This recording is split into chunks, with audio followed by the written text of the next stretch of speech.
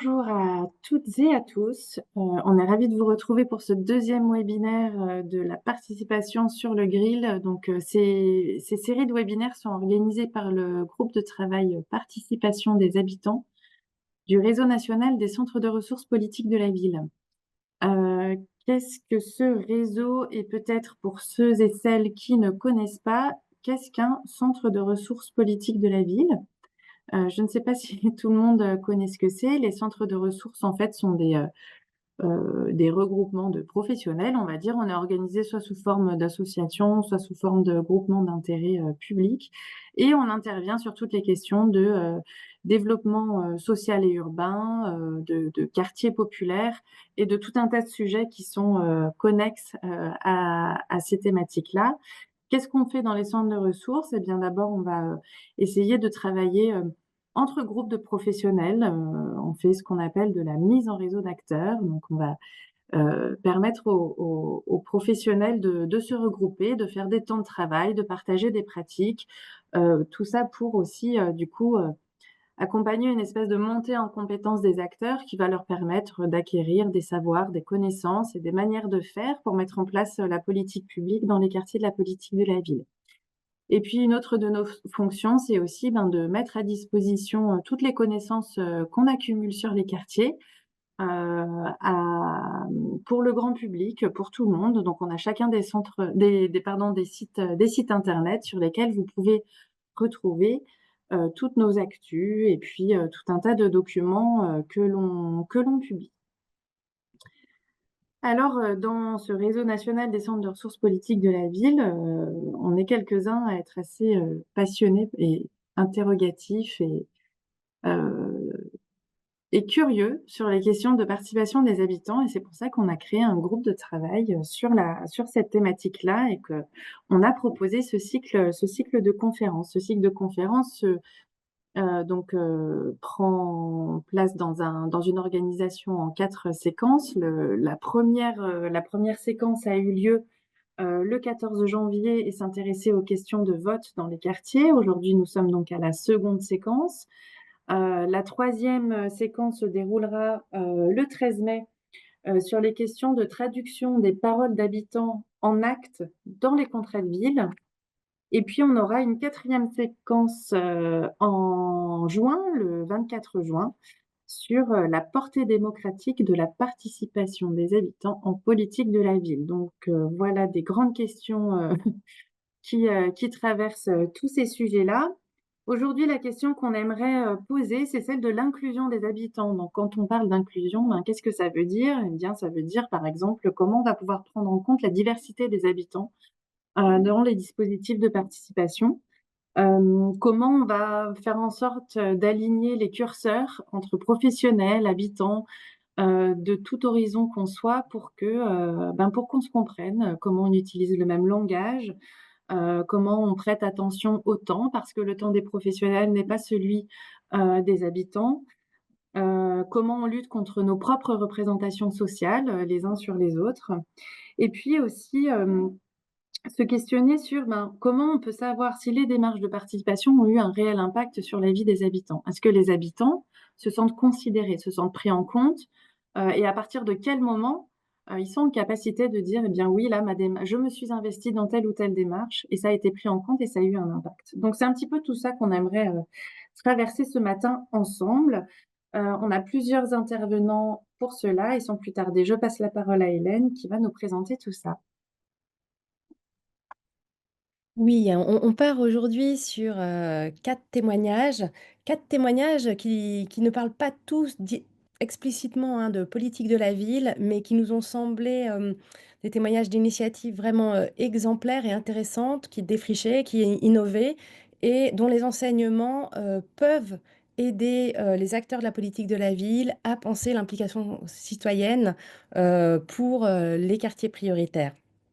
Heu, donc le principe des témoignages va être, systématiquement 10 minutes, la parole donnée, aux porteurs et aux, porteuses de ces initiatives, puis 10 minutes de questions-réponses. On est nombreux, donc ce sera des questions-réponses, qui passent par le chat. N'hésitez pas à écrire vos questions dans le chat et quelqu'un de l'équipe organisatrice les fera remonter au moment voulu.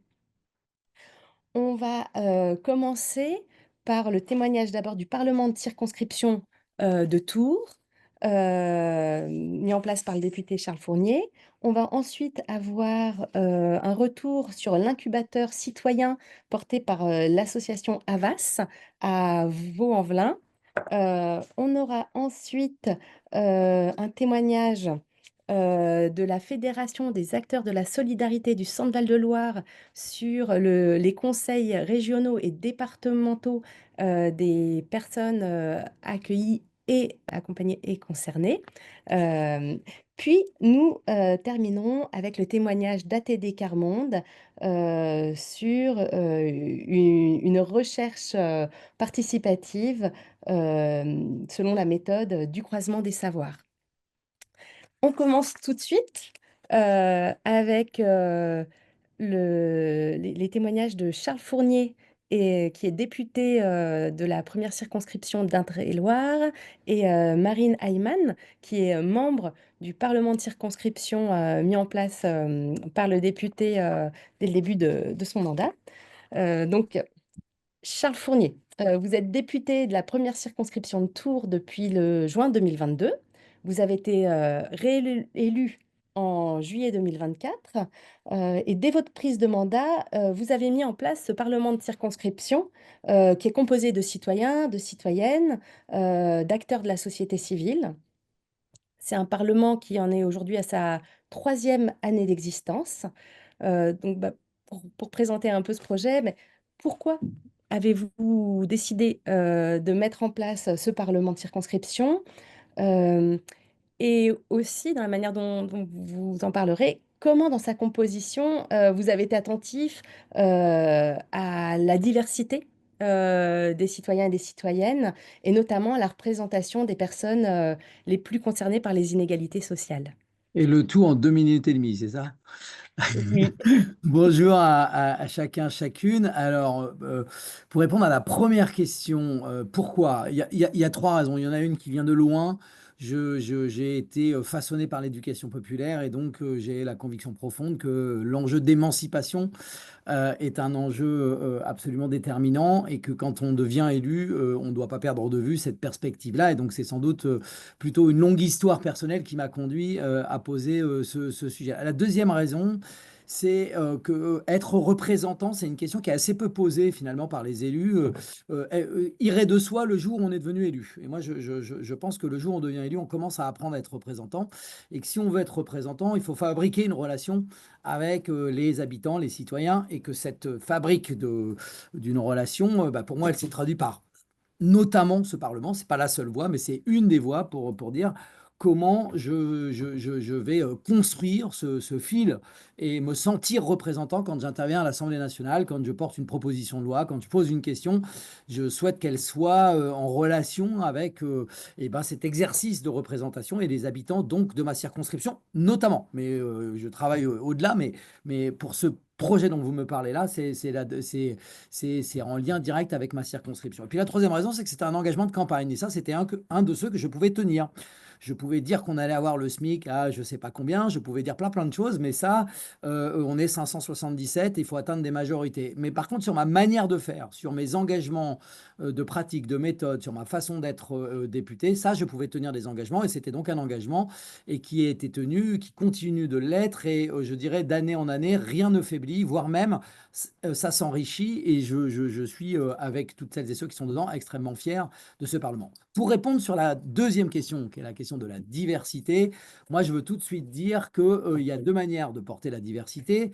La composition du Parlement en est une, mais ce n'est pas la seule. Voilà. Et je le dis parce que parfois, on passe beaucoup de temps à penser la composition, mais pas à s'interroger de la manière dont on va être en relation avec celles et ceux qui éventuellement ne sont pas présents dans cette instance. Parce que je vais vous dire, quand vous mettez en place une instance comme ça, vous éliminez assez rapidement beaucoup de gens, même si vous faites tout le travail qu'il faut pour aller chercher les gens. L'idée même d'aller bloquer un samedi dans un parlement, de participer à des échanges.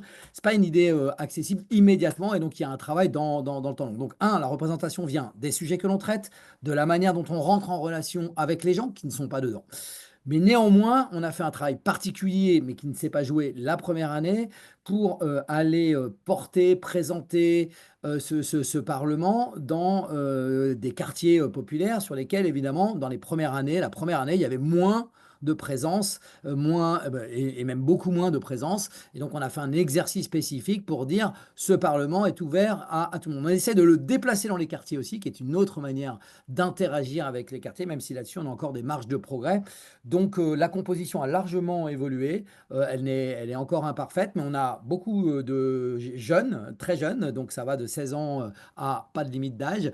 On a une représentation des quartiers qui s'est nettement améliorée.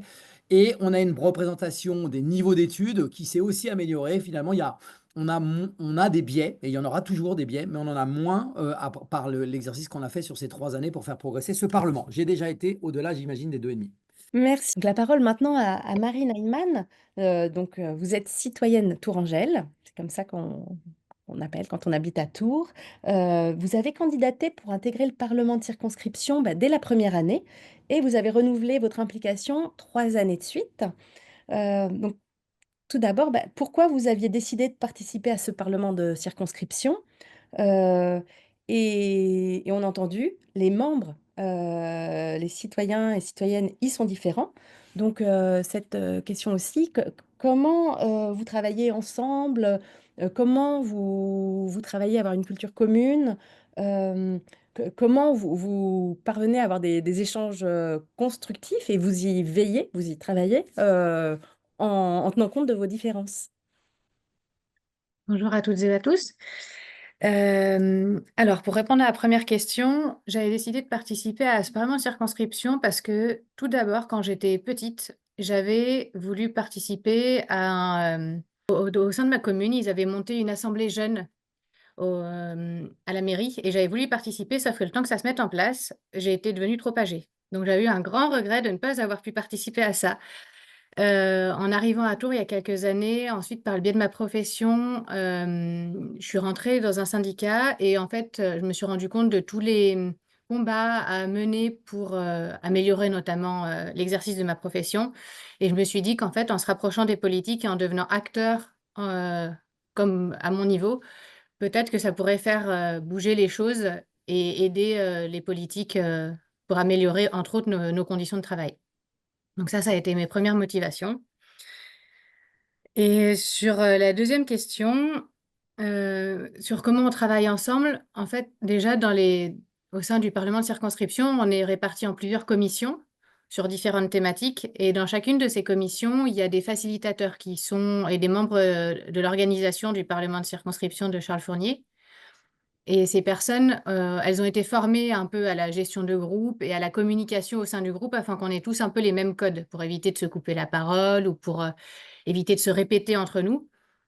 Et puis ensuite, entre nous aussi, on n'hésite pas à se poser des questions, à réexpliquer certains termes quand on a des difficultés de compréhension ou simplement, pour approfondir des sujets. Certaines personnes peuvent aller lire de la documentation et ensuite rapporter dans des termes plus faciles, auprès des autres afin que tout le monde finalement ait, les mêmes informations. Par ailleurs, il y a toujours une phase aussi au sein du parlement où on a, de la culture qui nous a apporté. C'est-à-dire que, par exemple, on nous a expliqué comment fonctionne le parlement à Paris, le rôle vraiment du député, comment on fabrique une loi et ça crée une culture commune qui nous renforce et qui facilite le travail en commun. Voilà. Merci Marine. Une autre question à Charles Fournier. Aujourd'hui, on est donc à la troisième année d'existence du Parlement de circonscription. Euh, Comment est-ce que ce Parlement a été concrètement utile à l'exercice de votre mandat? Euh, et est-ce que c'est ce que vous attendiez initialement ou est-ce que vous avez été surpris par des manières que ça a pris? Alors peut-être le dire, ce Parlement est une sorte de petite Assemblée nationale à Tours. C'est-à-dire que tous les instruments mis à disposition, les possibilités pour des députés, c'est-à-dire poser une question au gouvernement, écrite, orale, travailler sur une loi, travailler sur un amendement, comprendre le budget, etc., etc., faire des auditions d'acteurs, en fait, je propose au Parlement de se munir de tous ces outils-là. Et c'est ce qui fait un peu la force et le parallélisme entre le fonctionnement de l'Assemblée nationale et ce Parlement local et le fait que l'un puisse nourrir l'autre. Je peux dire que ça a été au-delà de mes espérances parce que très très concrètement, je vais vous citer trois exemples voilà, qui sont particulièrement réussis. Le premier, c'est que j'ai été un des premiers députés à poser une question au gouvernement qui a été intégralement rédigée en une journée par les membres de mon Parlement. C'était sur l'eau, la première, il y en a eu d'autres depuis, et évidemment, je vais vous dire, ça influe la nature de la réponse. Quand vous commencez auprès d'un ministre à dire cette question vient d'habitants de mon territoire et pas de moi, député, ça change un tout petit peu la manière d'aborder ça, même si les réponses restent souvent évasives. Néanmoins, ça démontre que c'est possible d'avoir ce lien direct. Le deuxième élément de fierté, c'est que, et Marine était impliquée dedans, ils ont travaillé sur l'alimentation et sont arrivés à identifier l'idée de la sécurité sociale de l'alimentation comme un sujet intéressant. Et j'ai pu porter une proposition de loi, la défendre il n'y a pas très longtemps. Elle a été même votée en commission, puis elle n'a pas été au bout malheureusement. Mais c'est le fait que je me sois mobilisé sur ce sujet est directement lié à l'implication de ce groupe au sein de mon Parlement. Et puis le troisième exemple, je travaille sur une autre proposition de loi pour renforcer la présence des salariés dans les conseils d'administration d'entreprise, influencé évidemment par l'économie sociale et solidaire en la matière. Et tout le travail de préparation, l'écriture de l'exposé des motifs, les choix du nombre de salariés dans les conseils d'administration ou surveillance, des seuils à utiliser, ont été déterminés par un groupe à l'intérieur de ce Parlement. Ils ont fait toutes les auditions nationales avec les syndicats, avec à l'échelle européenne aussi. Et je peux vous dire qu'à chaque fois, ça surprend beaucoup de dire bah, le député n'est pas tout seul, il est avec des gens de son territoire qui vont aussi être partie prenante de l'audition que nous allons réaliser. Voilà, et donc ça, c'est quand même très intéressant. Puis enfin, je termine en disant que on organise aussi des auditions dans le territoire, voilà, et on a fait une audition sur l'eau, on a pu faire, alors c'était le Parlement impliqué dedans, mais pas forcément lui tout seul, un vrai faux procès sur le sans-abrisme à Tours. Bref, on varie aussi les manières de faire pour que chacune ait l'impression d'aboutir à un résultat. On attache beaucoup d'importance aux livrables les plus concrets possibles pour que chacun ait le sentiment d'avoir pu faire avancer un sujet. Ils savent très bien que je n'ai pas le pouvoir à l'Assemblée nationale de faire en sorte que ce que je propose soit adopté, mais par contre que ce que je vais proposer soit le fruit de nos travaux, ça c'est une garantie que je peux apporter et je pense que là-dessus on a eu plein d'avancées extrêmement intéressantes. Je ne sais pas si ça répond à la question, mais en tout cas voilà. Ça ré ça répond à la question, oui. Et oui, oui, effectivement, bah, oui, oui, l'ambition de, et si les lois et si les débats à l'Assemblée étaient aussi nourris par, un dialogue avec un groupe de citoyens. C'est possible. C'est vraiment ça qui nous intéressait dans ce témoignage. Heu, Marine, qu'est-ce qui a fait, que vous vous êtes sentie utile aussi dans ce parlement de circonscription? Oh, il y a plusieurs choses, comme, Charles vient d'en parler. Il y a différents livrables, donc différentes choses concrètes qui ont pu remonter jusqu'à l'assemblée ou des projets qui ont été menés à bout, qui donnent du coup une autre perspective où on se dit: «Ah, le projet sur lequel j'ai travaillé, ça a aidé, le député dans son travail». Donc il y a eu, moi j'ai pas travaillé sur la question sur l'eau, mais j'ai travaillé notamment sur une question, orale sans débat sur la psychiatrie, sur une question écrite aussi de la psychiatrie et puis, on a pu organiser lors de la Journée internationale de la démocratie au mois de septembre, on a pu obtenir un stand pour présenter le parlement de circonscription et essayer de parler démocratie avec, nos concitoyens lors de la grande braderie de Tours, par exemple. Donc ce sont plusieurs choses très concrètes, en fait, où on se dit: «Ah ben, mon implication, en fait, elle permet de faire quand même avancer les choses et de rendre visible que la politique, c'est pas que, les élus entre eux et que nous aussi, en tant que concitoyens, on a notre place et un rôle là-dedans». Donc et puis donc ça m'a motivée à vouloir continuer, et aussi simplement parce que je suis curieuse et que j'aime bien apprendre de nouvelles choses, et comme on nous apporte toujours des nouvelles connaissances au sein du Parlement, sur, comme je disais tout à l'heure, le fonctionnement de l'Assemblée nationale, des lois, savoir l'actualité politique aussi. Euh, Ça permet d'avoir un pied dedans oui, de se sentir concerné, en fait, de ne pas se sentir si éloigné que ça de ce qui se passe à Paris, notamment. Merci. Oui, il y a l'utilité, et puis il y a aussi tout ce que ça apporte, effectivement, en termes d'intérêt. Ça, on l'entend. Il nous reste 5 minutes pour reprendre les questions. Donc, je vais passer la parole à Cyril, si des questions ont été posées dans le chat. Oui, bonjour, bonjour à tous et à toutes. Alors, deux questions seulement, mais n'hésitez pas à en reposer d'autres. Alors, la première, c'est une question qui concerne la formation des membres du Parlement. Donc, comment et par qui les membres du Parlement ont été formés à la coopération de groupe?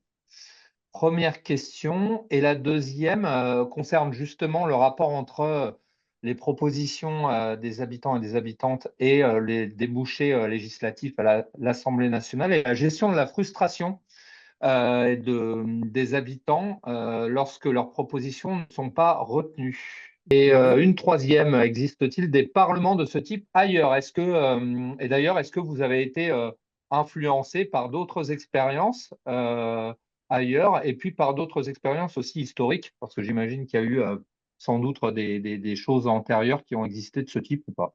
Une quatrième, et après je vous laisse répondre. Concrètement, à quelle fréquence est sollicité le Parlement de Tours? À quelle fréquence vous vous réunissez, vous travaillez? Alors, pour répondre assez rapidement aux différentes questions, la question de la sollicitation, je ne commence pas dans l'ordre, mais je pense que c'est une très bonne question. Si on sollicite trop, on a ceux que j'ai tendance à appeler les TLM, toujours les mêmes, sans être trop négatif, mais celles et ceux qui ont du temps, l'habitude, envie, enfin plein de raisons, et qui prennent trop de place. Donc nous, on a essayé de limiter avec deux manières de limiter. Un, ça se déroule donc le samedi. Il y a 4 samedis par an. Alors maintenant, on a fait deux demi-journées plus 3 journées complètes. Je précise, je prends tout en charge, les repas, les frais de repas, les frais de garde, ça même je les paye perso parce que l'Assemblée nationale ne rembourse pas ça, ce qui paraît assez dingue. Donc premier élément, donc voilà, donc c'est pas plus que ça, et c'est limité. Et deuxième principe, c'est que la charge du travail entre deux séquences, elle est pour nous et pas pour les membres du Parlement. C'est-à-dire que c'est nous qui devons faire avancer les sujets entre deux séquences, et ça c'est absolument déterminant, parce que sinon il y a une inégalité dans l'investissement. Deuxième question, est-ce qu'il y avait des préalables? Non, il n'y en avait pas d'autres avant. C'est vraiment le premier, il est pionnier, ce Parlement. Ça a donné des envies. Il y a même un moment donné, je me suis demandé si j'allais pas devenir consultant au Parlement de circonscription, parce qu'il y avait beaucoup de sollicitations. Les membres sont venus témoigner à l'Assemblée nationale, et ça intéresse beaucoup de monde, mais ça demande beaucoup d'énergie, et on n'a pas les moyens qui vont avec, hein, je vous le dis. Ça demande donc une énergie particulière pour cela. Et puis sur la frustration, en vrai, on n'a pas été confronté à ça, parce que dans le choix des propositions, en fait, souvent, c'est des propositions de travail qui font converger plusieurs points de vue. Donc, à ce jour, on n'a pas connu d'éléments de frustration. Et surtout, nous, on porte les questions, mais on ne résout pas les sujets. Je dirais, je ne suis pas une mairie qui va mettre en œuvre une politique extrêmement concrète. Ouais. Moi, mon engagement, c'est de porter ce sujet, c'est d'inscrire une proposition de loi dans l'agenda de l'Assemblée nationale. Et donc, il n'y a plutôt pas de frustration à ce jour. Ça ne veut pas dire qu'il n'y en aura pas demain. Il y a plutôt une satisfaction du résultat abouti. Voilà, en quelques mots. Et Marine, je te laisse compléter.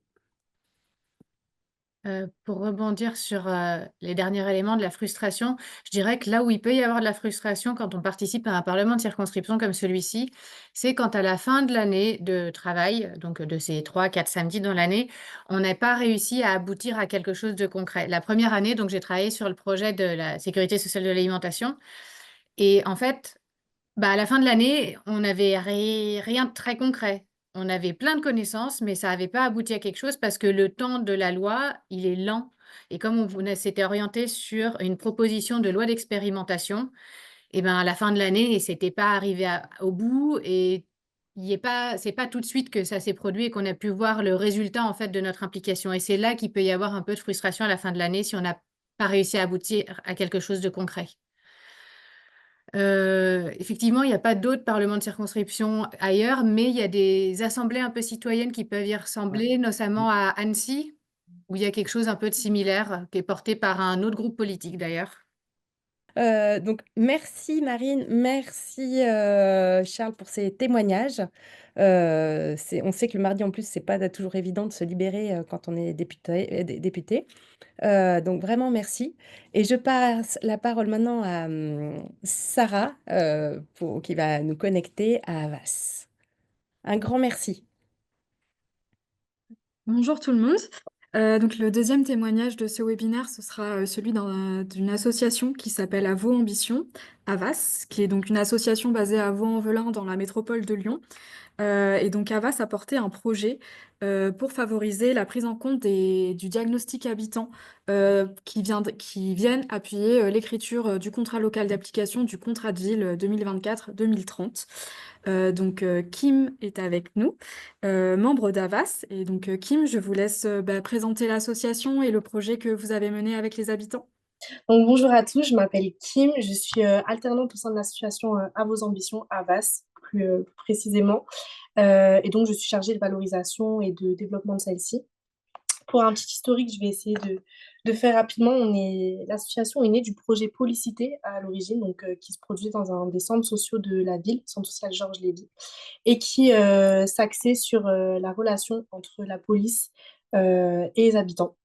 Donc, c'est ce qui a amené les fondateurs de l'association à créer finalement Havas pour les habitants et parce qu'ils avaient aussi récolté nombre d'envies de ceux-ci.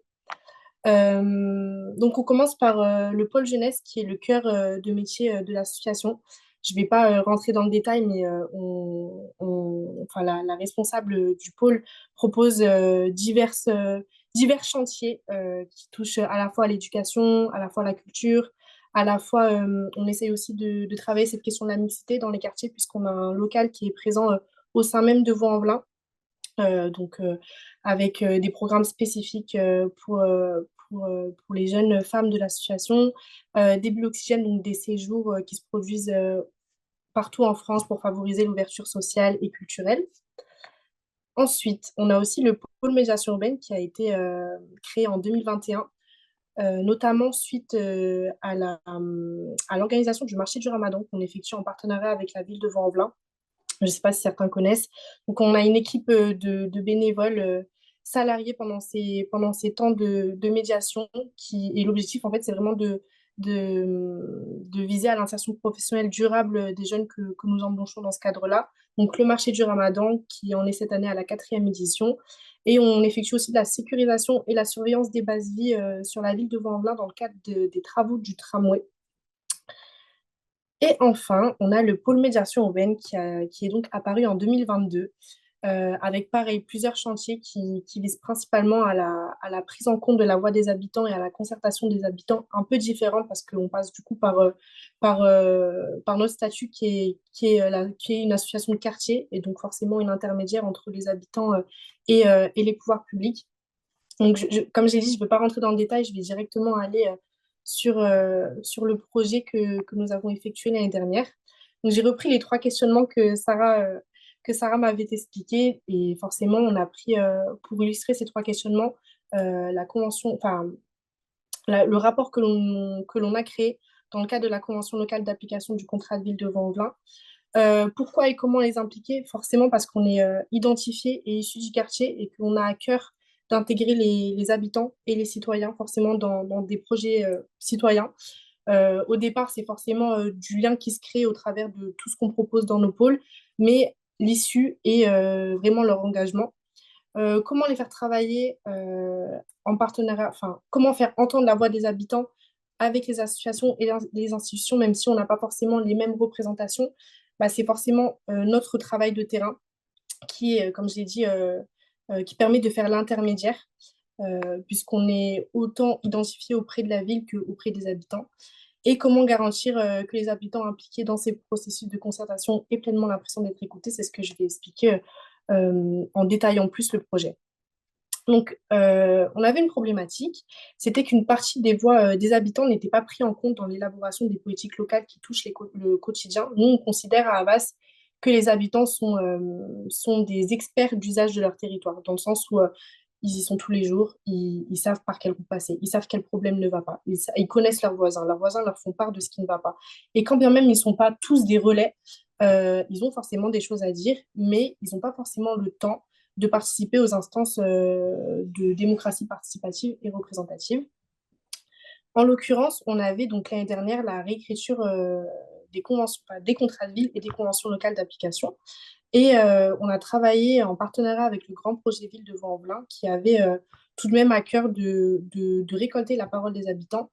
Reste que on a souvent, je reprends les mots de monsieur le député, mais toujours les mêmes. On a un peu, j'ai aussi un membre de l'association qui parle de consanguinité associative et aussi d'habitants qui sont tout le temps très récurrents enfin en tout cas de manière très présente pardon, et récurrente dans les instances.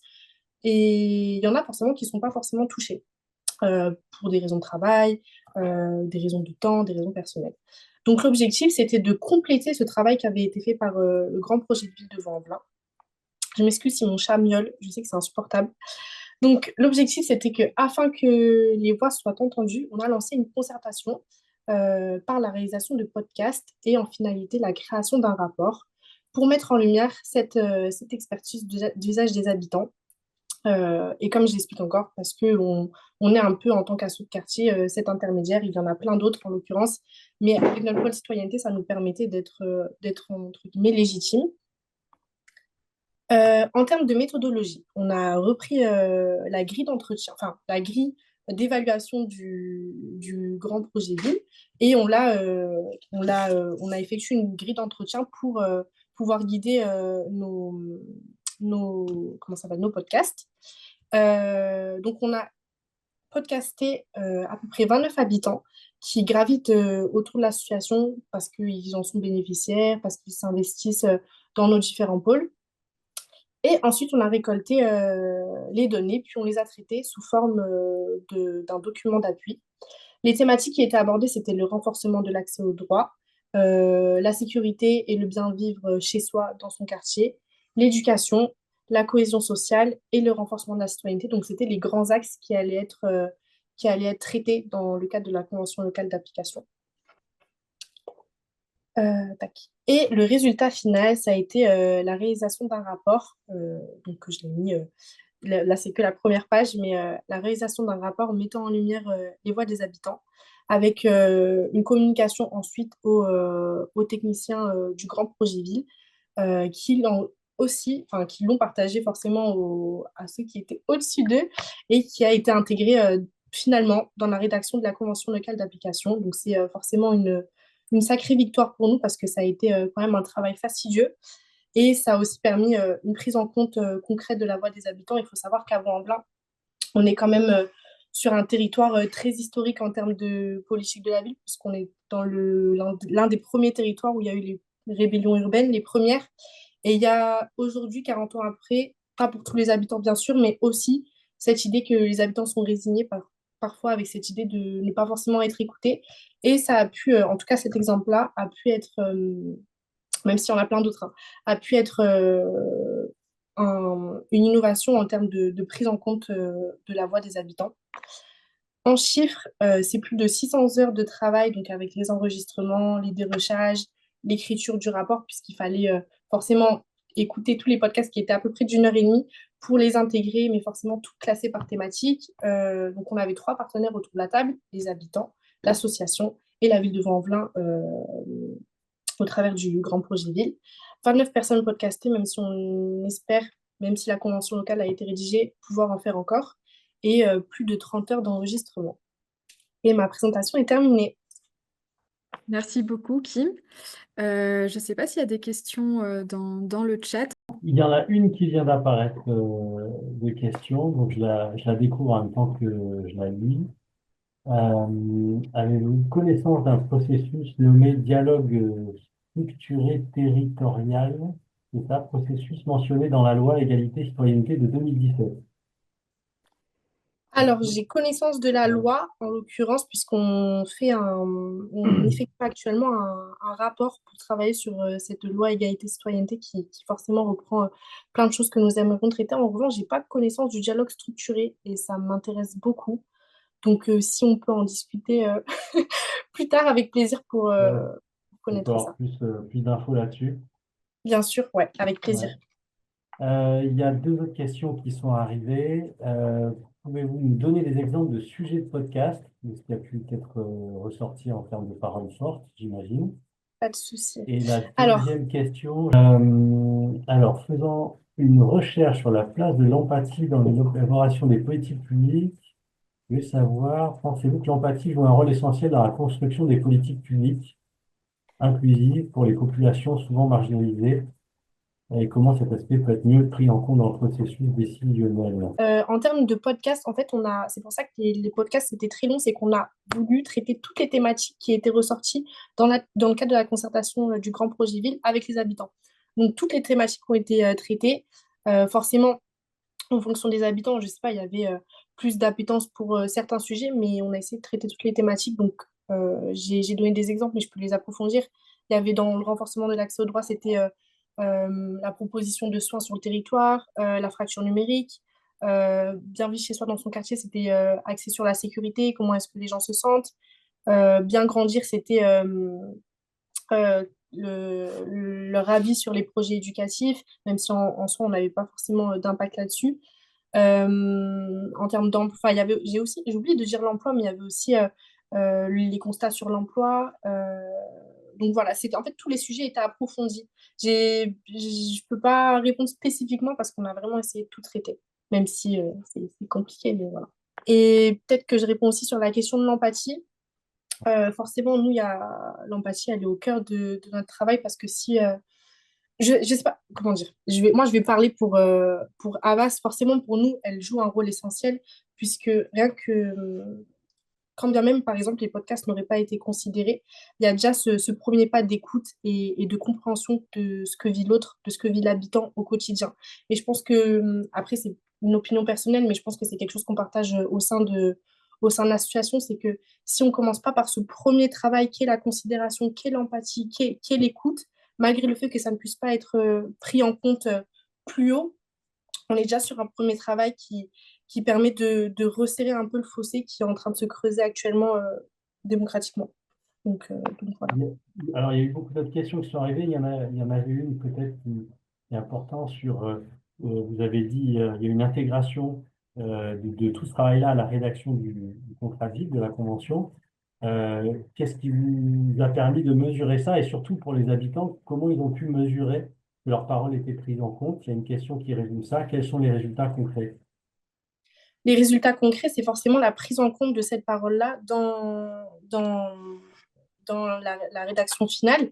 Après, forcément, on n'en est qu'à la première année de la réécriture des contrats de ville. L'objectif, et là, c'est ce qu'on aimerait créer et ce à quoi on vise, c'est OK, on a fait des constats, on a voulu vous en faire part. Il y a des politiques qui ont été créées. Actuellement, il y a tout un travail et des années qui sont en train de se produire parce que le contrat de ville s'étale sur une longue période. À la fin de cette période, peut-être lors des moments de clause de revoyure, quelles auront été les évolutions. Et je pense que ça, c'est quelque chose qui se mesure sur la durée. C'est quelque chose vers quoi on aspire. Donc forcément, pas avoir les premiers résultats directement. Ok.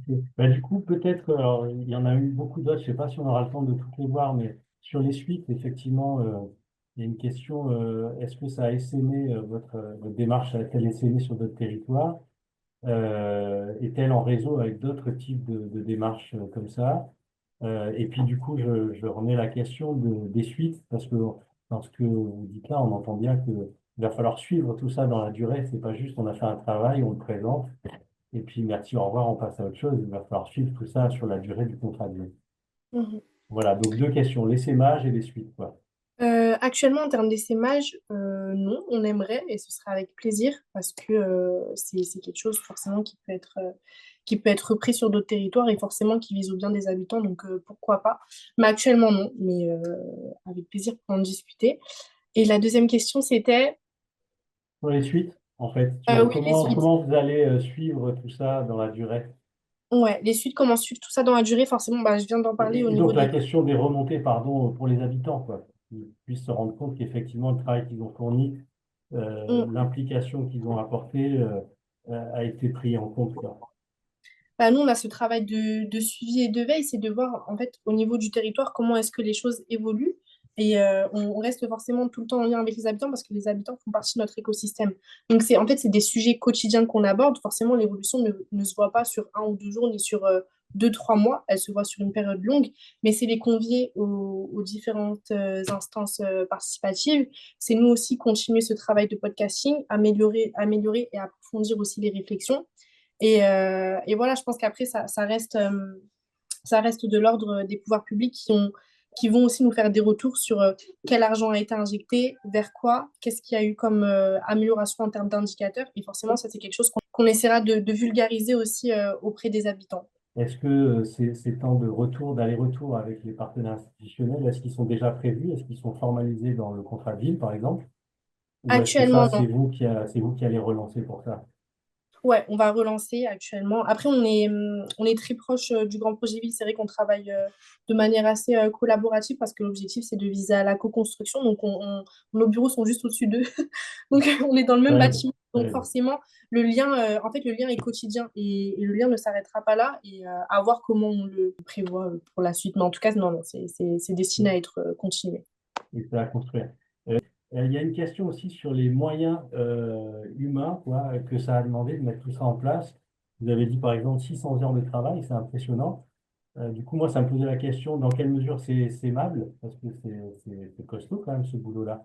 Et C'est très donc, ça costaud. renvoie à la question des moyens pour mettre tout ça en place, quoi. Alors, les moyens, il y a toujours cette idée que quand on veut, on peut, même si on est très fatigué. Là, on était très fatigué, on était peu.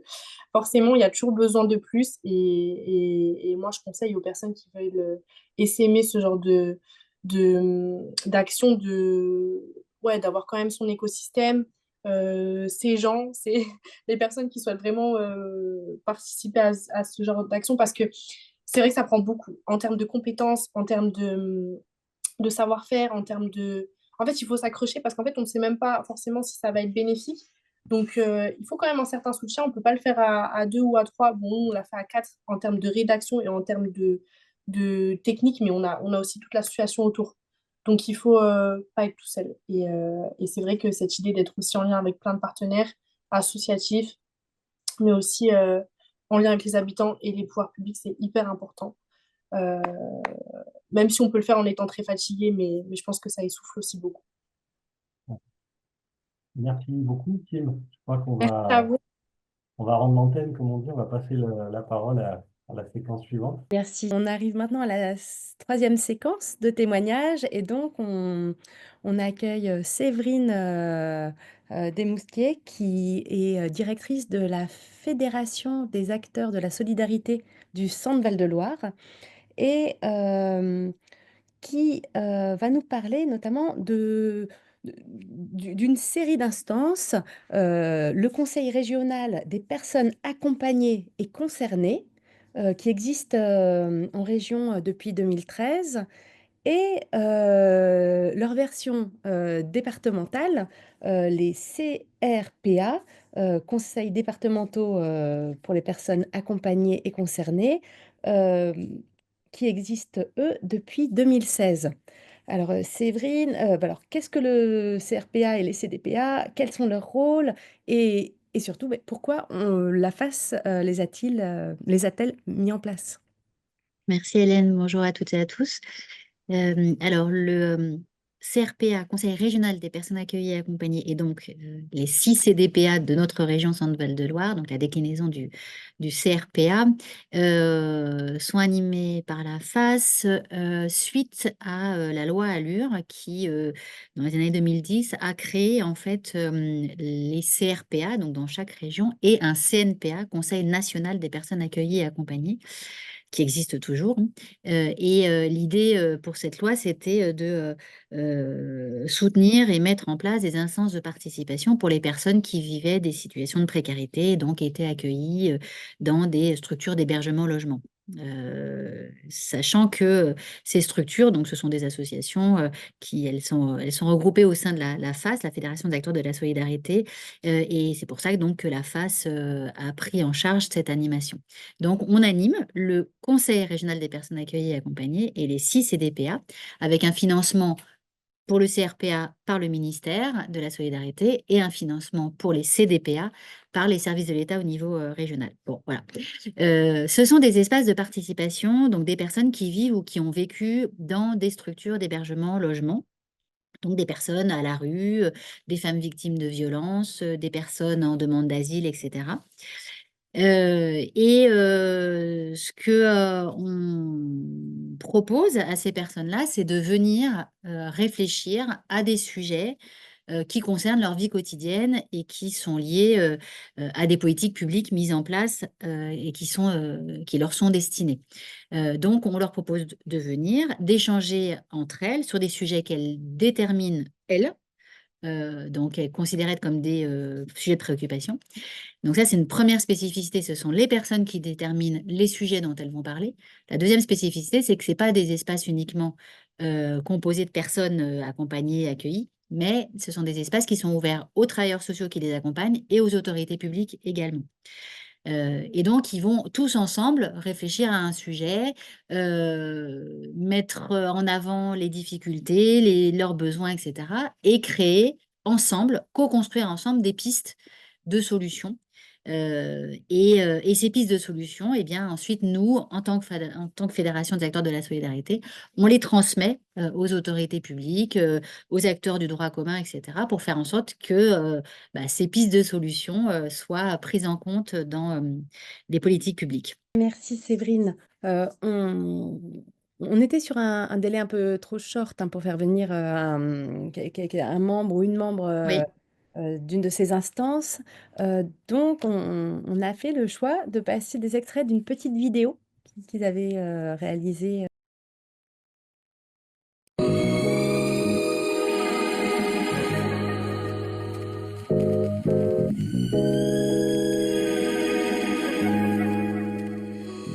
J'ai 3 idées, ce serait échanger, ensuite constructif et également, toujours le mot magique, bienveillance. Ce serait écoute, soutien et respect. Prendre confiance en soi, un partage, un moment de partage et bien évidemment un moment de convivialité. La volonté, l'écoute et l'accompagnement. Eh bien pour moi ce serait le pouvoir d'agir et l'expertise des personnes concernées. Je dirais l'investissement personnel, la collaboration et l'aisance relationnelle.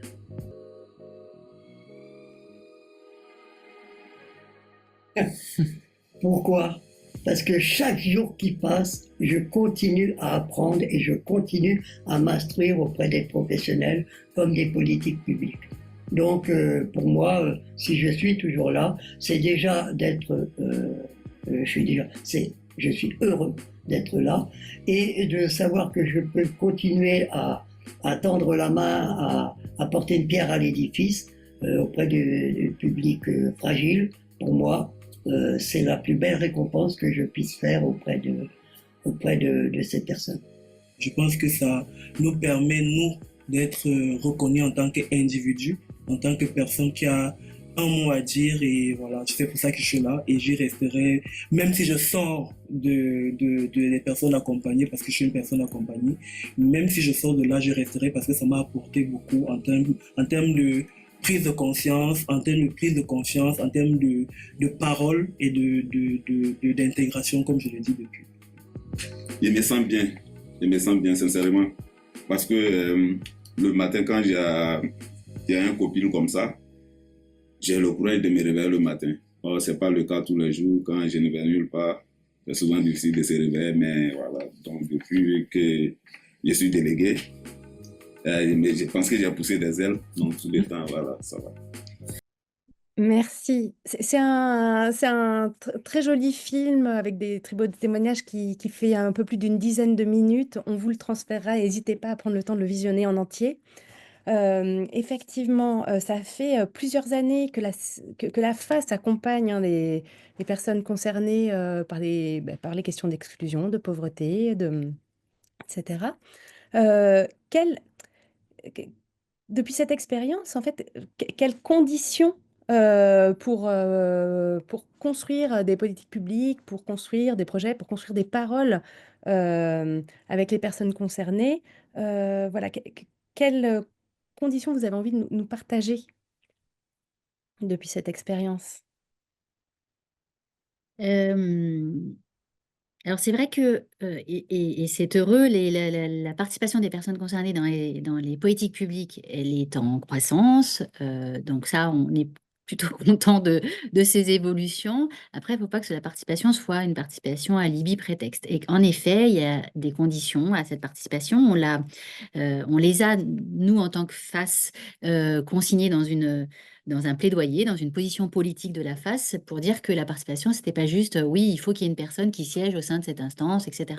Mais il y a un certain nombre de conditions. Dans ces conditions, il y a d'abord une volonté politique, des élus, des responsables associatifs, des directions d'établissements, des travailleurs sociaux, une volonté politique qui est portée et que c'est pas juste une personne qui dit, bah oui, je pense que c'est important la participation, allez, je vous propose, monsieur Untel, d'aller siéger au sein du CRPA. C'est vraiment une volonté politique et quelque chose de systémique. L'autre chose, c'est de pouvoir mettre en place les conditions effectives de la participation. Ça veut dire très concrètement la logistique. Il faut que la participation ne coûte rien aux personnes. Charles Fournier, tout à l'heure, disait que c'était lui qui prenait en charge la participation des uns des autres. Là, pour ce qui concerne les CDPA, CRPA, on est aussi avec des personnes qui sont dans des fragilités économiques. Il ne faut pas que ça coûte à ces personnes. Donc, on prend en charge les frais de déplacement, les frais de repas, etc. L'autre élément, et c'est en lien avec les frais de repas, c'est la convivialité. Il faut que ce qui est proposé soit toujours dans un esprit de convivialité, de bienveillance, comme disait Mario dans la vidéo, de bienveillance et de faire en sorte, et ça c'est les règles du jeu de la participation, faire en sorte que la parole de tous soit respectée. Il n'y a pas de hiérarchie entre les uns et les autres. Dans les conditions, c'est que la participation, ça s'accompagne aussi. Ça se pense, ça se prépare, ça s'accompagne, ça s'évalue avec l'ensemble des personnes qui sont concernées. Et donc, ça s'accompagne notamment en expliquant ce qu'on va demander, ce qu'on va proposer de réfléchir ensemble. Ça s'accompagne aussi, et c'est en lien avec une question du chat, ça s'accompagne quand les personnes concernées ont aussi des missions de représentation parce qu'elles peuvent en avoir si elles le souhaitent, donc dans un certain nombre d'instances. Et donc, ça veut dire qu'on va potentiellement aller avec elles au début si elles le souhaitent. On va réfléchir à l'ordre du jour de cette commission avec elles. On va décrypter les sujets qui seront dans ces instances de représentation. Et puis pour ces DPA, CRPA, ça s'accompagne sur tous les aspects. Hélène, tu le disais tout à l'heure, c'est aussi leur proposer de pouvoir être animateur d'une séquence, etc. Mais donc du coup, ça veut dire les former également à ça. Et puis peut-être une dernière chose, c'est le fait de leur dire aussi à quoi va servir cette participation. Et donc là, on a aussi vu des propositions que ces personnes-là avaient pu faire dans les CDPA, CRPA, reprises dans des politiques publiques. Je pense par exemple à un travail qu'on avait fait avec ces personnes concernées sur l'accès à un logement. Quand on a été des années à la rue et qu'on accède à un logement, voilà, il y a tout un tas de choses auxquelles il faut penser quand on accède à un logement. J'appelle qui pour avoir l'électricité, l'eau, etc. Mais ça, on a créé un petit fascicule avec les personnes concernées. Ça a été repris dans certaines politiques sur le territoire de la région Centre-Val de Loire. Merci Séverine. Est-ce que nous avons des questions dans le chat? Nous avons des questions dans le chat, effectivement. Donc, au-delà de la question à laquelle vous avez déjà répondu sur la question de la représentation, peut-être aller du coup tout de suite sur le fait de savoir comment sont choisis, désignés ou élus les personnes justement qui siègent dans les instances. Alors, nous organisons ce qu'on appelle la tournée de la participation.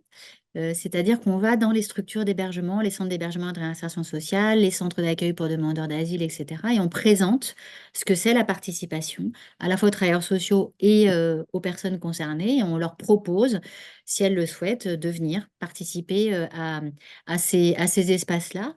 Donc c'est comme ça, en fait, c'est l'aller vers, on va vers elles. Et ensuite, elles peuvent évidemment participer de façon volontaire à ces instances, de façon régulière ou pas.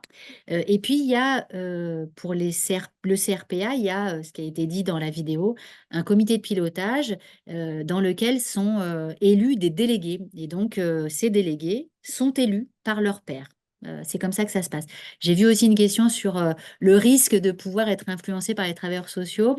En fait, dans ces instances-là, la règle, c'est 1/3 de travailleurs sociaux, 2/3 de personnes concernées, d'une part.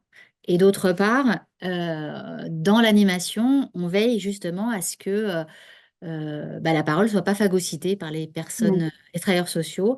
Et en fait, ça se passe plutôt bien et ils ont compris les règles du jeu. Donc probablement, il y a aussi une question de posture des travailleurs sociaux et de posture, dans ce que j'entends, de toute façon des bénéficiaires. Dernière question, deux dernières questions peut-être. On en avait une au tout début sur l'instance est-elle liée au lieu de vie des personnes ou aborde-t-elle des sujets plus génériques? Oui, les deux. Bon, voilà. Voilà, c'est vraiment sur les politiques publiques du territoire de vie des personnes, mais évidemment, elles peuvent s'inspirer de ce qu'elles vivent. Par exemple, on a travaillé sur l'hébergement d'urgence et on a pu avoir des retours de personnes qui étaient en hébergement d'urgence, évidemment, qui s'appuient sur leur expérience en hébergement d'urgence pour dire, bah voilà, moi, dans mon HU, je pense qu'il y a des problèmes de cohabitation, des problèmes de violence, des problèmes d'addiction, etc. Et puis après, nous, on essaye avec les uns les autres, présents et qui sont dans d'autres structures, on essaie de faire finalement une compilation de tout ça et surtout aller vers des préconisations. Alors ça rejoint du coup la dernière question aussi qui est posée sur aussi la question finalement de l'interpellation un petit peu des politiques publiques, de la capacité d'influer sur les politiques publiques à partir éventuellement d'une compilation des propositions issues des CD, des CRPA au niveau national. Est-ce que vous avez un recueil un petit peu de ces propositions-là qui pourraient servir justement de support d'interpellation Oui, alors il existe des comptes rendus de toutes ces instances. Et cette année, on s'attelle à la compilation et l'analyse de 10 ans de ces DPA, CRPA, qu'on va mener pour notre région de façon thématique et territorialisée.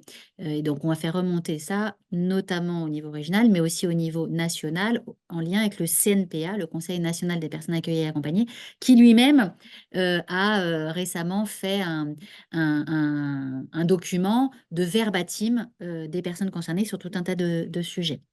Et oui, on a des liens, alors privilégiés, je ne sais pas, mais en tout cas, on s'est inspiré du croisement des savoirs et des pratiques d'ATD Caronde pour animer et faire évoluer aussi ces instances, parce que quand je dis faire évoluer, c'est que ce qui nous a intéressé avec le croisement des savoirs et des pratiques, c'est ce savoir. En plus, tout à l'heure, on parlait du risque que les travailleurs sociaux prennent plus de place, etc. Nous, ce qui nous intéresse justement dans ce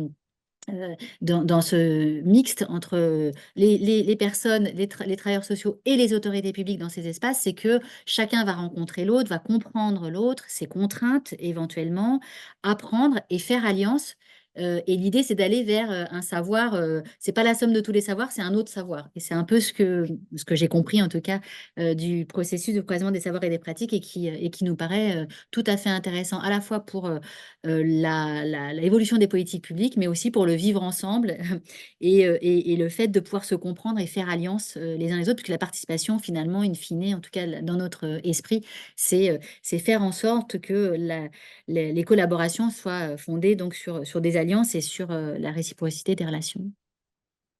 Merci beaucoup et merci pour toutes vos questions. La transition est toute faite sur l'intervention suivante de Pascal Budin, d'ATD Carmonde et de l'atelier du croisement des savoirs et des pratiques. Je repasse, j'imagine, la parole à Sarah. Oui, merci, ça effectivement, merci pour la transition qui est déjà toute faite. Donc, Pascal, peut-être vous laisser la parole pour pour présenter du coup cette démarche d'ATT Carmonde sur le croisement des savoirs et des pratiques. Alors, bonjour à tous et à toutes déjà.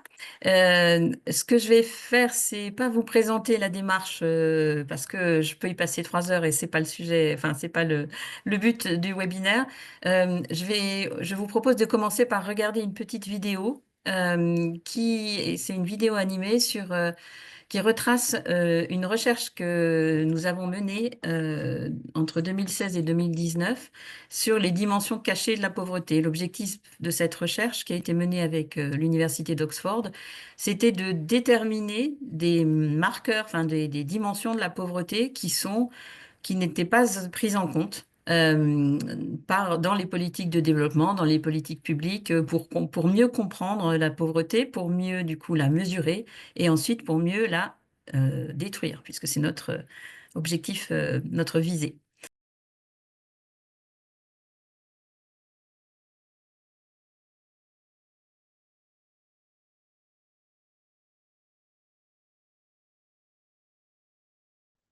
L'ONU s'est donné comme premier objectif de développement durable Vous entendez pas? d'éliminer la pauvreté Si, ça y est, c'est bon, c'est venu. partout dans le monde d'ici 2030.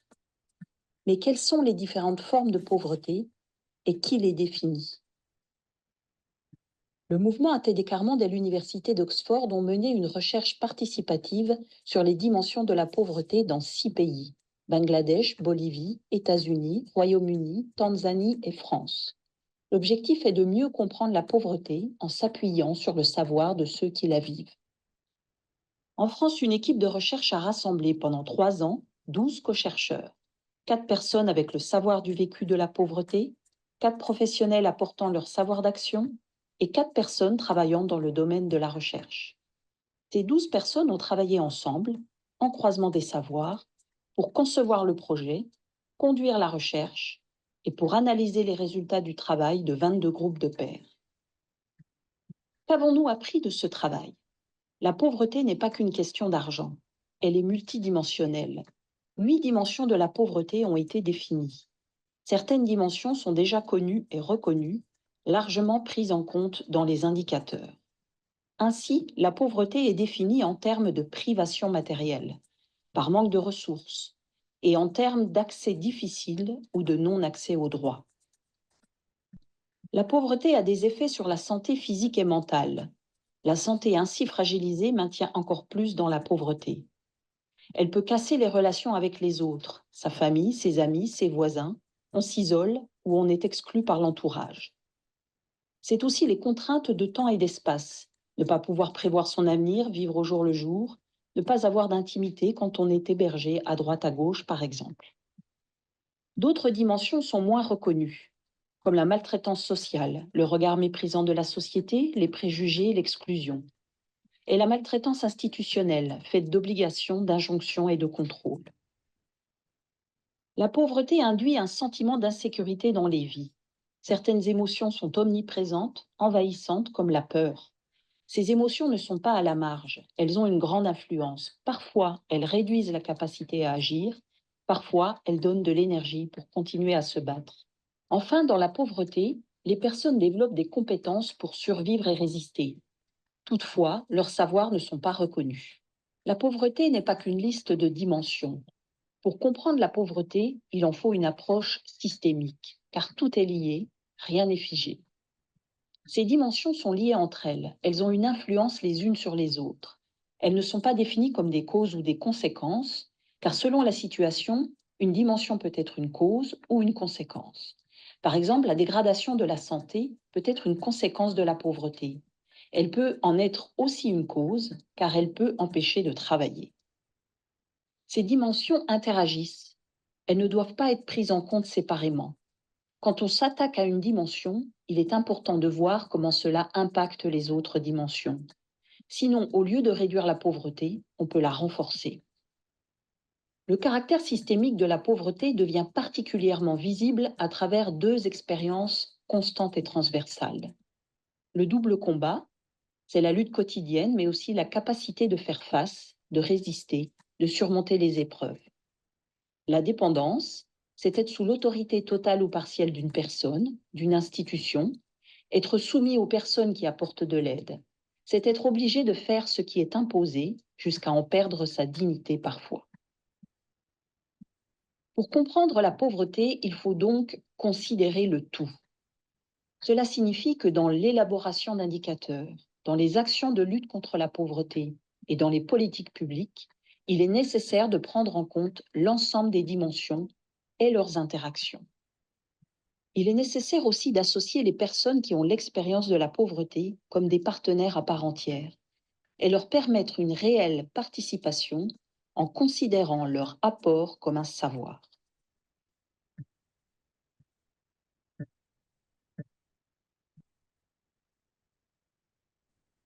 Alors Pascal, du coup, est-ce que vous voulez nous en dire plus sur ce que du coup, ce que ça a donné ce projet, s'il y a un exemple ou plusieurs exemples concrets voilà, de ce que ce projet a pu apporter pour les personnes? D'accord. Je vais d'abord reprendre 2 points dans la question du pourquoi. Pourquoi cette recherche participative? Il y a 2 points qui me paraissent intéressants à pointer. Le premier, c'est que dans les fondements d'ATD Quart Monde, il y a le refus que nous appelons, alors c'est les mots des années 60, mais c'est toujours valable aujourd'hui, le refus du gâchis humain provoqué par la pauvreté. Et quand on parle, par exemple, dans la vidéo de compétences non reconnues, on est sur cette idée que si on ne prend pas en compte les personnes, enfin la vie, le savoir des personnes qui vivent ces situations de pauvreté, quelque part, on ne les prend pas en compte. C'est comme une négation de leur potentiel et de leur richesse. Et le deuxième point qui sous-tend cette implication dans la recherche, c'est que donc la démarche du croisement des savoirs et des pratiques que Séverine comment dire, dont Séverine a parlé tout à l'heure, elle a aussi un de ses fondements, c'est de reconnaître les personnes en situation de pauvreté comme porteuses d'un savoir, un savoir d'expérience qui est indispensable si on veut lutter efficacement contre la pauvreté. Donc pour ces 2 raisons-là, voilà, on s'est engagé dans cette recherche. Sur la manière de faire, maintenant sur le comment, et notamment comment permettre que les personnes les plus en difficulté puissent participer dans ce type de travail, donc une recherche internationale à grande échelle avec des chercheurs, avec des professionnels, etc. Donc là, on s'est appuyé sur la démarche du croisement des savoirs et notamment sur un certain nombre de conditions qui sont nécessaires pour que les personnes puissent participer à part entière. Alors, j'ai bien aimé ce que vous disiez tout à l'heure sur la participation à l'IBI. Donc, on est vraiment là-dedans aussi, de permettre une réelle participation. Et pour nous, ça passe par 3 points essentiels. Le fait d'aller chercher les personnes qui sont les plus éloignées. Et donc, il y a toute une démarche d'aller vers, toute une démarche pour leur permettre de participer. Et par exemple, sur cette recherche internationale, on avait budgétisé des fonds pour permettre de leur verser un salaire pour leur participation. Parce que sinon, on sait que les personnes qui sont très éloignées, enfin très en difficulté, ben, elles ne peuvent pas souvent participer pour des raisons financières. Il faut qu'elles travaillent et enfin, voilà. Le deuxième point qui est très important dans les conditions, c'est le fait de reconnaître et de prendre en compte les 3 savoirs. Nous, quand on parle de croisement des savoirs, on parle de 3 savoirs. Le savoir universitaire, qui est plutôt bien reconnu par la société, même plutôt dominant, le savoir d'action des professionnels qui joue un rôle important et qui a aussi une reconnaissance forte, et puis le savoir d'expérience du vécu des personnes en situation de pauvreté qui très souvent n'est pas reconnu. Donc le fait de dire, de reconnaître ces trois savoirs et de les prendre en compte à égalité, ça fait partie des conditions. Et ça veut dire qu'on va mettre en place un certain nombre de conditions de méthodologie pour permettre cette prise en compte à égalité, notamment par le travail en groupe de pairs, qui permet aux personnes de construire un savoir collectif à partir d'une expérience individuelle, et notamment également avec une animation très cadrée, innovante, qui garantit l'égalité dans les échanges et qui permet l'élaboration d'un savoir nouveau.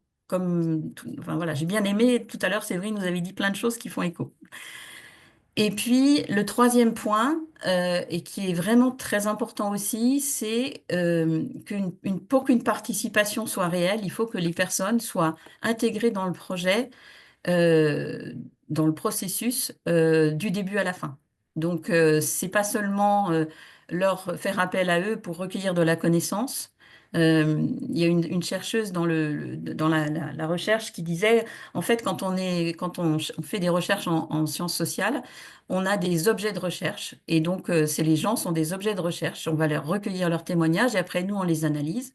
Et en fait, avec cette démarche du croisement des savoirs, l'idée, c'est de passer à considérer les personnes non pas comme des objets de recherche, mais comme des sujets, c'est-à-dire qu'ils sont partie prenante du début à la fin pour définir la problématique, pour recueillir les données, pour les analyser, pour co-construire des propositions ou des résultats et pour évaluer. Et donc, dans la démarche du croisement des savoirs, c'est notre manière de travailler. En tout cas, on tend vers ça. Je ne sais pas où j'en suis au niveau du temps, mais c'est bon, peut-être encore 2 minutes. Et donc, sur les impacts que ça a pu avoir, alors j'ai 2 exemples, mais je vais commencer par un, parce que peut-être qu'on n'aura pas le temps d'avoir le deuxième, mais donc à la suite de la présentation des conclusions du rapport, des résultats du rapport à l'OCDE en 2019, on a été approché par l'INSEE avec l'idée de réfléchir sur l'intégration de nouveaux de ces dimensions, enfin de certaines de ces dimensions dans les questionnaires, les modules qui visent à capter les difficultés administratives des ménages. Donc, dans les questionnaires sur la pauvreté, l'INSEE souhaitait pouvoir intégrer certaines des dimensions. Et donc, on a fait tout un travail en 2 phases. Il y a eu une première phase en 2022 où on a travaillé pendant 6 mois en croisement des savoirs en partenariat avec d'autres associations et avec donc les services de l'INSEE, nos interlocuteurs qui étaient des économistes, enfin voilà, des gens qui travaillaient sur ces questionnaires d'enquête. Et donc, et on a approfondi. Donc, l'idée, c'était de approfondir 2 dimensions qui étaient présentées dans la recherche, l'isolement et la maltraitance institutionnelle, pour mieux en connaître les tenants et aboutissants, mieux comprendre, et ensuite faire des propositions. Donc l'INSEE a fait des propositions à partir de ce travail-là pour prendre en compte ces 2 dimensions dans leur questionnaire sur les conditions de vie des Français. Et la deuxième phase a eu lieu en 2024 avec donc là l'idée c'était une association avec toujours les mêmes associations, avec l'INSEE et avec en plus l'école d'économie de Paris. Et donc là, il y a eu 3 mois de travail avec 5 groupes de pairs, de personnes issues d'ATD Quart Monde et du Secours catholique. Et donc là, l'idée, c'était de continuer le travail sur d'autres dimensions, donc sur la maltraitance sociale, la dimension peur et souffrance, les compétences acquises et non reconnues, et la contrainte de temps et d'espace. Et donc là, c'est un travail qui a duré un peu moins longtemps, qui a été moins poussé, mais on est en discussion avec l'idée à nouveau que les questions, qu'il y ait une amélioration des questionnaires Et là, on est sur un nouveau projet pour 2025-2026 d'évaluation des questionnaires qui ont été travaillés par l'INSEE pour vérifier qu'ils sont bien adaptés, qu'ils vont permettre de répondre correctement aux questions. Et donc, à travers tout ce travail-là, en fait, ce qu'on veut, c'est que, enfin, ce que souhaite l'INSEE et sur lequel on est d'accord, c'est que en mesurant mieux les conditions de vie, dans les conditions de vie en France, les questions liées à la pauvreté, qu'on puisse mettre en place des politiques publiques qui soient plus ajustées, qui soient plus efficaces et qui partent vraiment de ce que les gens en disent, en fait, de l'expérience des gens. Voilà, je m'arrête là. Merci beaucoup, Pascal. Cyril, est-ce qu'on a des questions? Oui, oui, il y a quelques questions alors très, très concrètes sur le coût de la recherche et sur le financement.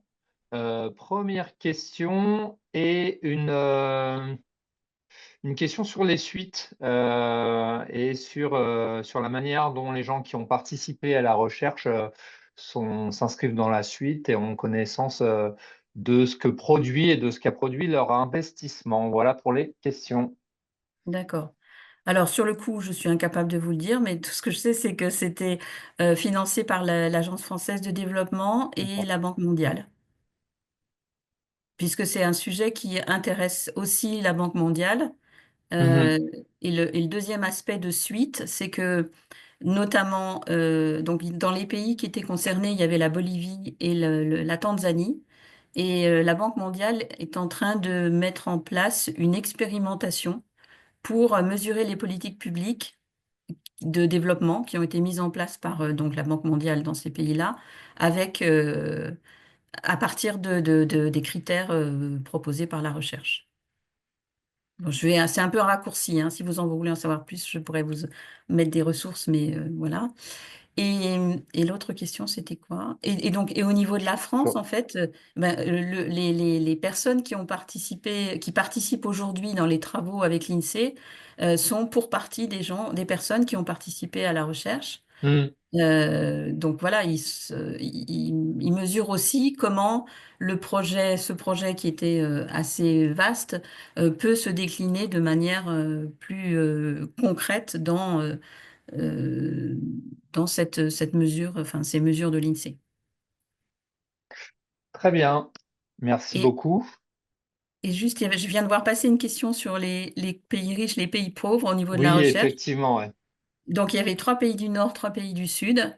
Et en fait, chaque pays a produit un rapport de recherche. Donc, celui que je vous ai présenté à travers la vidéo, c'est le rapport de recherche France. Et conjointement, ils ont travaillé pendant plusieurs mois pour se mettre d'accord sur 9 dimensions qui sont reconnues au niveau international par les 6 pays. Donc, il y a un rapport de recherche plus international qui reprend. Alors, c'est assez similaire, mais il y a des petites différences. Et selon les pays, il y a effectivement des petites différences. Mais en gros, il y a eu une grosse convergence sur dans les dimensions qui ne sont pas les dimensions classiques. Il y a eu une grosse convergence sur 3 dimensions, sur la maltraitance sociale, sur la maltraitance institutionnelle et sur ce qu'on a appelé, nous en France, les contributions non reconnues et qui a été appelé différemment dans le rapport international, mais c'est la même idée. Très bien, merci beaucoup. On arrive à la fin. C'était donc la deuxième édition hein, de notre webinaire, du webinaire du groupe de travail participation du réseau national des centres de ressources politiques de la ville. Merci beaucoup donc encore une fois aux intervenants et aux intervenantes. Merci aux participants. À très bientôt.